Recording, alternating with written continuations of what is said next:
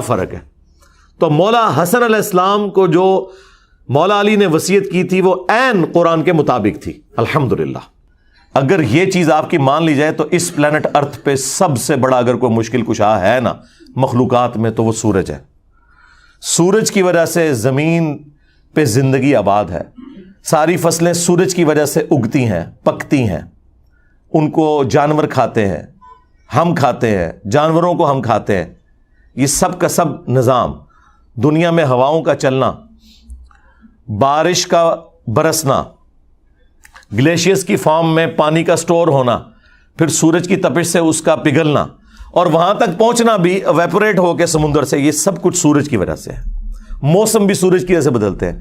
سورج ختم ہو جائے اس زمین پہ زندگی ختم ہو جائے. آج تک ہمیں کبھی وہم بھی آیا کہ ہم سورج کو مدد کے لیے پکاریں؟ نیور. ہم کہتے ہیں اللہ نے اسے کام میں لگایا ہوا ہے.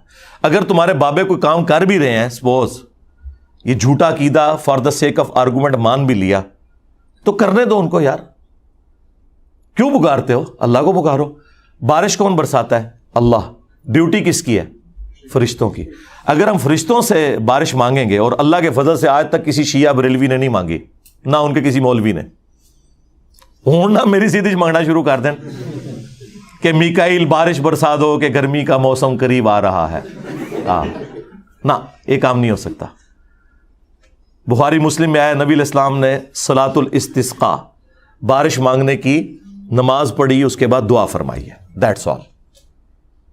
یہ ہمارے نبی صلی اللہ علیہ وآلہ وسلم کی مبارک تعلیمات ہیں.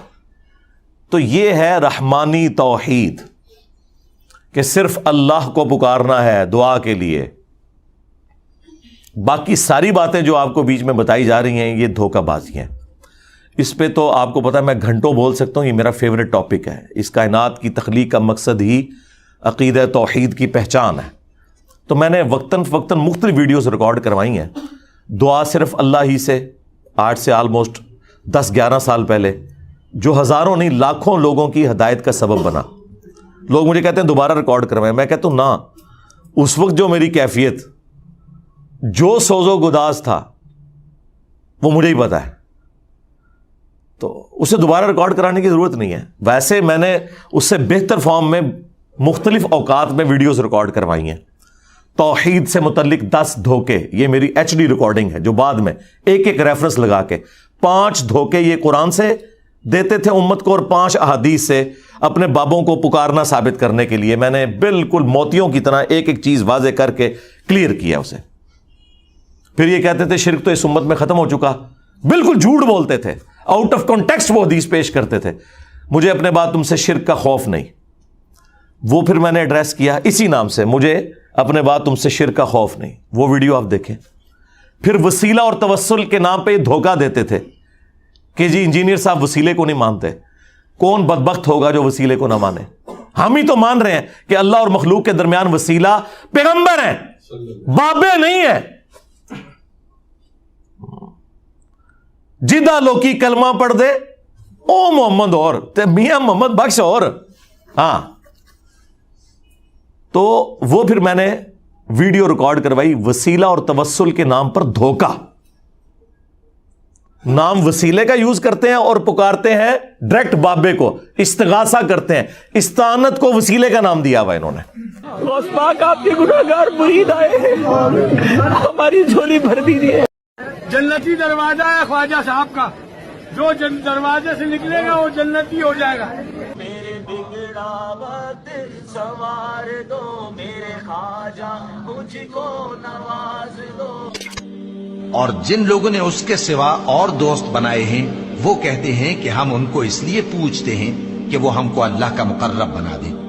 کیا اللہ اپنے بندے کو کافی نہیں؟ کہہ دو کہ مجھے اللہ ہی کافی ہے, بھروسہ رکھنے والے اسی پر بھروسہ رکھتے ہیں. اور اے پیغمبر, تمہاری طرف اور ان پیغمبروں کی طرف جو تم سے پہلے ہو چکے ہیں یہی وہی بھیجی گئی ہے کہ اگر تم نے شرک کیا تو تمہارے اعمال برباد ہو جائیں گے اور تم نقصان اٹھانے والوں میں ہو جاؤ گے.